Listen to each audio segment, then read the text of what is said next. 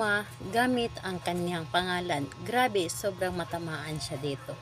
Hello mga guys, kumusta kayo? Panibagong araw, panibagong video na naman tayo.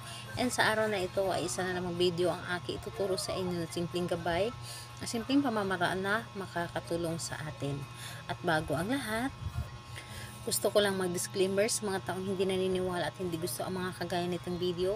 Please skip this video and maghanap kayo ng videos na gustong-gusto nyo dahil ang video na ito ay para lamang ito sa mga taong naniniwala and gusto mag-try.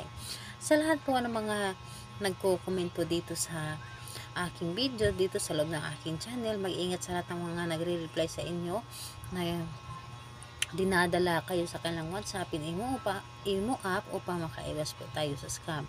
Ngayon po, ituturo ko sa inyo paano siya matamaan, paano siya magayuma gamit lamang ang kanyang pangalan at ang iyong laway. Alam nyo ba na ating laway ay sobrang makapangyarihan sa paggamit ng mga ritual o ginagamit ng ating paggayuma. Ito ay pwedeng gawin sa parihas ang kasarian, babae ito babae, lalaki ito lalaki. And syempre naman sa ating babae at lalaki na mag-partner. And pwede po ito sa magkalapit at magka-LDR sa isa't isa.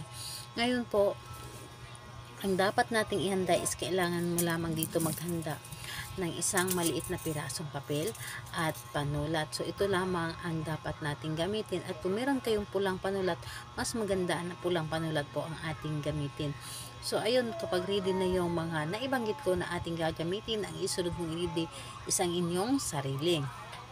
Kailangan mo lamang dito ihanda ang iyong sarili na kailangan ay hindi ka nagdududa at walang pagdalawang isip sa paggawa ng isang ritual at naniniwala ka dito.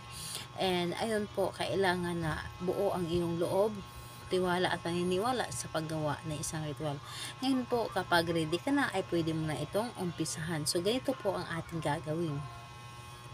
Dito sa isang maliit na pirasong papel, isulat mo dito ng 3 ulit yung kanyang pangalan at apelyido. 3 ulit po, pangalan niya at apelyido. At kapag naisulat mo na dito sa papel ang kanyang pangalan at apelyido, kumuha ka ng iyong laway. Laway po at ipahid nyo po dito sa nakaline niya na kanyang pangalan. So, ipahid mo dito sa kanyang pangalan at sabay sabi na sobrang matamaan ka dito at magayuma ka dito sa aking laway at mamahalin mo ako ng higit pa sa iyong sarili. And pagkatapos nun, ang papel na ito ay iyo lamang tupiin ng 3 ulit papunta po sa inyo. And ayun po, ang gagawin po ninyo sa inyong papel na ginawa is pwede nyo itong ilagay sa iyong wallet or di kaya ilagay sa ilalim ng inyong unan. And ayun po, ting positive ka lamang at wag na wag kang magiging negative kapag ikaw po ay gumagawa ng isang bagay o isang ritual. So ayun po, gawin ito sa araw ng Tuesday and Friday. And kung hindi ka makapaghintay ng Tuesday and Friday, pwedeng full moon or di kaya pwede mo itong gawin sa ibang araw kahit na hindi Tuesday and Friday, basta malakas lamang ang inyong loob na gumawa nito and malakas po ang iyong paniniwala and para bang naramdaman ninyo na hinihila kayo na gawin ito. So ayun po, salamat po sa inyo. Bye bye everyone, God bless us all.